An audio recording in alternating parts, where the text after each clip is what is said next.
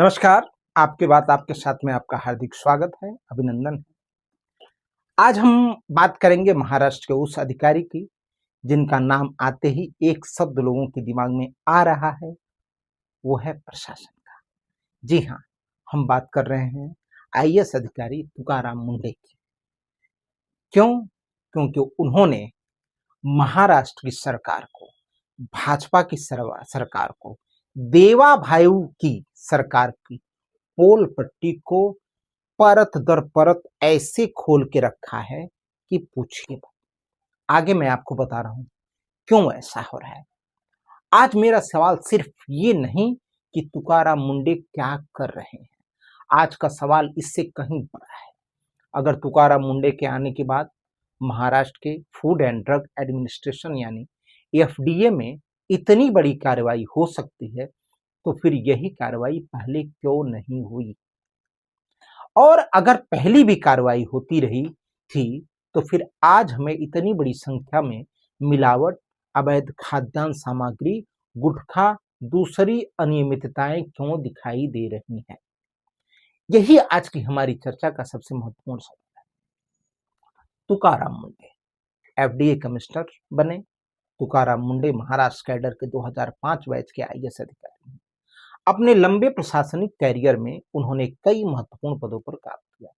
उनकी पहचान एक ऐसे अधिकारी के रूप में बनी है जो नियमों के पालन और इन्फोर्समेंट को लेकर सख्त रवैया रखते हैं। 2026 में उन्हें महाराष्ट्र एफडीए का कमिश्नर बनाया गया और इसके बाद एफडीए की कार्रवाई लगातार चर्चा में आने लगी।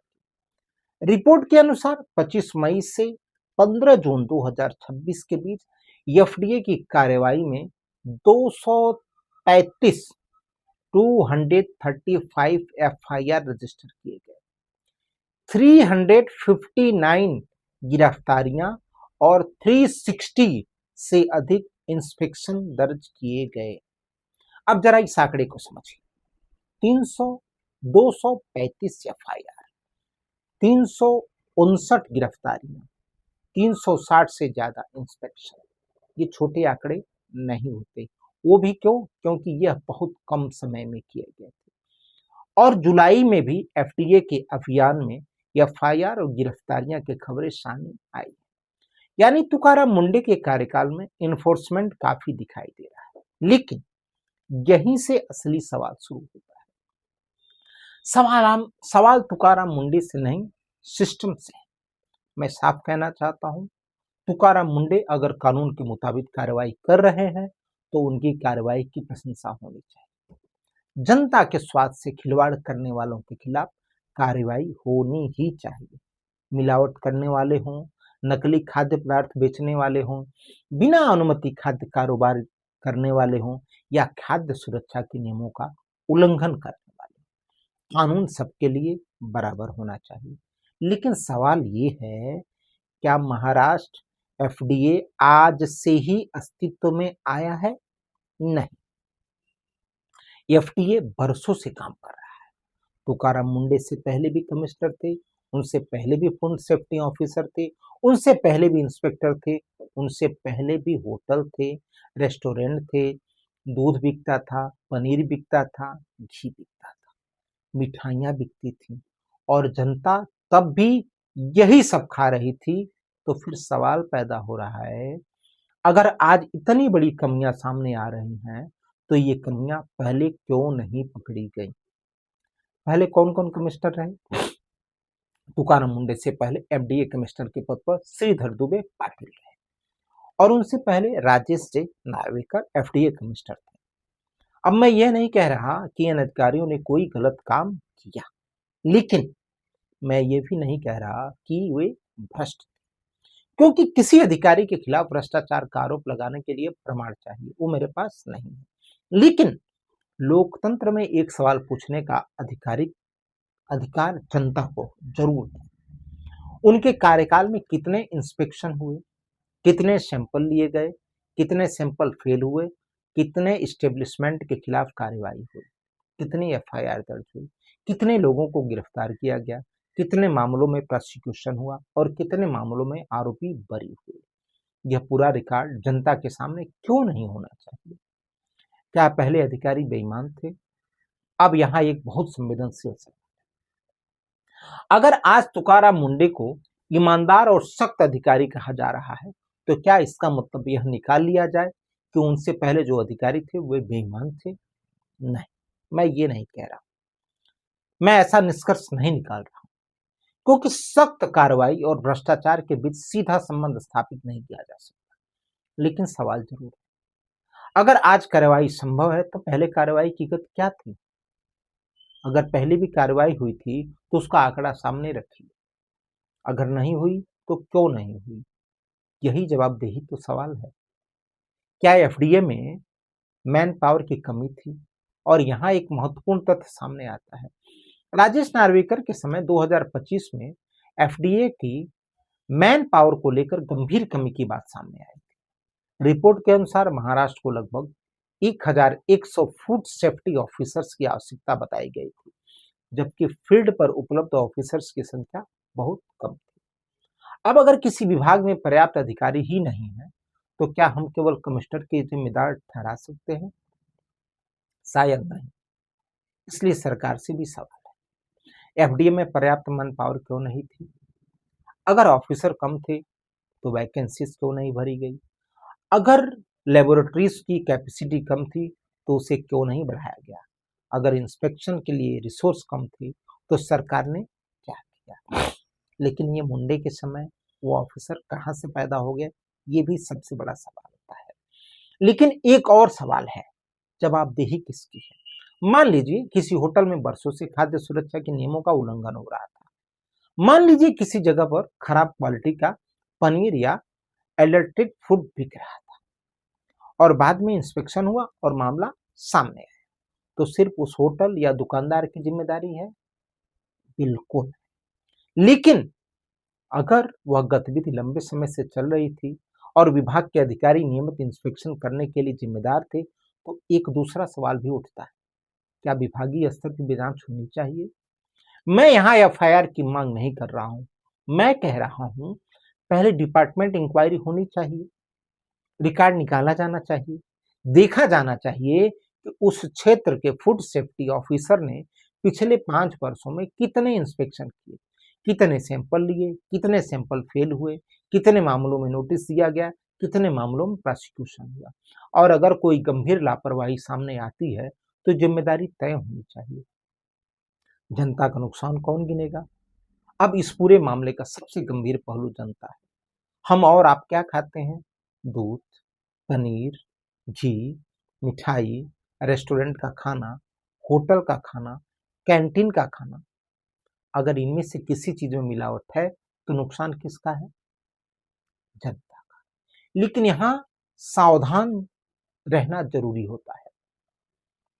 किसी विशेष खाद्य पदार्थ को खाने से किसी व्यक्ति को हार्ट अटैक, लिवर डिसीज या कोई विशेष बीमारी हुई, ऐसा दावा बिना मेडिकल एविडेंस के नहीं किया जा सकता। लेकिन यह जरूर कहा जा सकता है कि फूड एडल्ट्रेशन और अनसेफ फूड पब्लिक हेल्थ के लिए गंभीर खतरा है।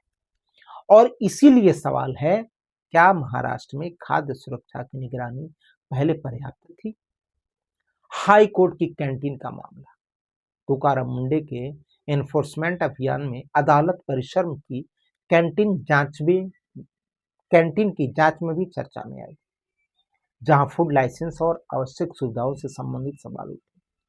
यहाँ एक और महत्वपूर्ण बात सामने आती है, जब किसी आम दुकानदार या होटल पर कार्रवाई होती है तो हम उसे सामान्य इन्फोर्समेंट मानते हैं। लेकिन जब सरकारी संस्थानों या अदालत परिसर से जुड़े प्रतिष्ठानों में भी नियमों की जांच होती है तो एक संदेश जाता है, कानून सबके लिए बराबर है। लेकिन एनफोर्समेंट करते समय कानून की प्रक्रिया का पालन करना भी उतना ही जरूरी है। इसी संदर्भ में बॉम्बे हाईकोर्ट की टिप्पणी भी महत्वपूर्ण है, जिसमें एफडीए की शक्तियों के इस्तेमाल में सावधानी और उचित प्रक्रिया पर जोर दिया। इसका मतलब साफ है, कार्रवाई होनी चाहिए लेकिन कानून के दायरे में। अब सरकार से मेरे 7 सवाल, और अब आते हैं इस पूरे मामले के सबसे महत्वपूर्ण हिस्से पर। महाराष्ट्र सरकार से मेरे 7 सवाल हैं। पहला सवाल, 2020 से 2026 तक एफडीए ने वर्षवार कितने इंस्पेक्शन किए? आंकड़े सार्वजनिक किए जाए। दूसरा सवाल, कितने फूड सैंपल लिए गए और उनमें कितने सैंपल फेल्ड पाए गए।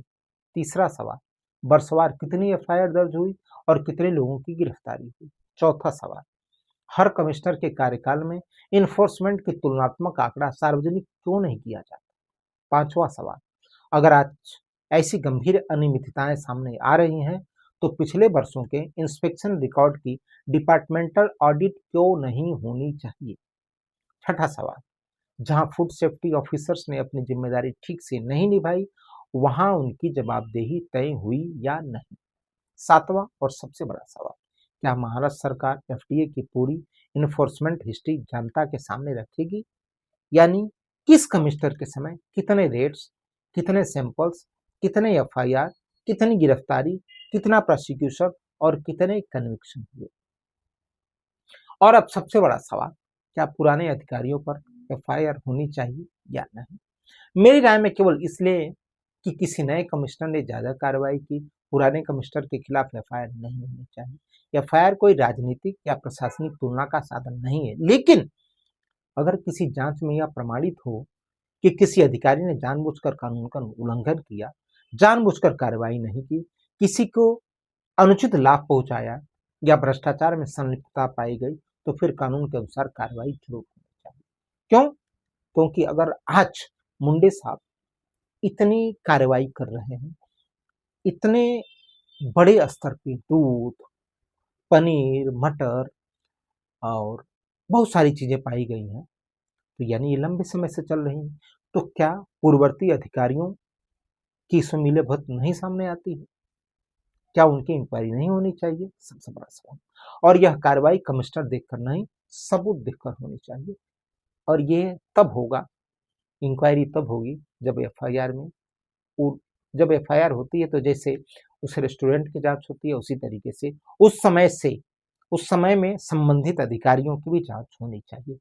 असली लड़ाई तुकाराम मुंडे के बनाम पुराने अधिकारी नहीं है। मेरे हिसाब से इस पूरी कहानी को इस तरह नहीं दिखाना चाहता, लेकिन तुकाराम मुंडे अच्छे हैं और उनसे पहले वाले अधिकारी कैसे थे इसकी भी जांच की आवश्यकता होती है। अब असली सवाल ये है, महाराष्ट्र में फूड सेफ्टी सिस्टम कितना मजबूत है। अगर एक सख्त कमिश्नर आने पर इन्फोर्समेंट अचानक कई गुना बढ़ जाता है तो इसका मतलब है कि सिस्टम में कहीं न कहीं कैपेसिटी, अकाउंटेबिलिटी या इन्फोर्समेंट की समस्या जरूर है।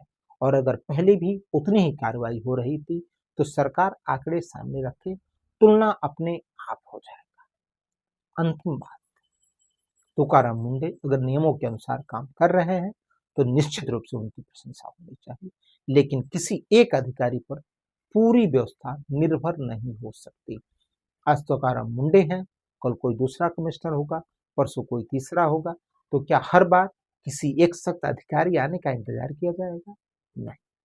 हमें ऐसी व्यवस्था चाहिए जहां अधिकारी कोई भी हो, फूड सेफ्टी ऑफिसर अपना काम करे, कमिश्नर अपना काम करे, लेबोरेटरी अपना काम करे, सरकार वैकेंसीज भरे और जनता को सुरक्षित भोजन मिले। और अगर किसी अधिकारी ने अपनी जिम्मेदारी निभाने में जानबूझकर लापरवाही की तो उसकी भी जवाबदेही होनी चाहिए। क्योंकि सवाल सिर्फ तुकाराम मुंडे का नहीं, सवाल महाराष्ट्र की जनता की थाली का है। सवाल उस दूध का है जो हमारे घर में आता है, सवाल उस पनीर का है जो हमारे बच्चे खाते हैं, सवाल उस मिठाई का है जो हम त्योहारों पर खरीदते हैं, और सवाल उस व्यवस्था का है जिस पर हम भरोसा करके खाना खाते हैं। आप बताइए, क्या पिछले वर्षों के एफडीए कमिश्नर और फूड सेफ्टी ऑफिसर्स के कार्यकाल की भी स्वतंत्र जांच और परफॉर्मेंस ऑडिट होनी चाहिए कि नहीं? क्या सरकार को 2020 से अब तक पूरा एफडीए इन्फोर्समेंट डेटा सार्वजनिक करना चाहिए या नहीं? और अगर किसी अधिकारी की गंभीर लापरवाही साबित होती है तो क्या उसके खिलाफ एफआईआर होनी चाहिए या नहीं? अपनी राय कमेंट में जरूर लिखिए। वीडियो पसंद आया तो लाइक कीजिए, शेयर कीजिए और चैनल को सब्सक्राइब जरूर कीजिए। धन्यवाद, नमस्कार, प्रणाम।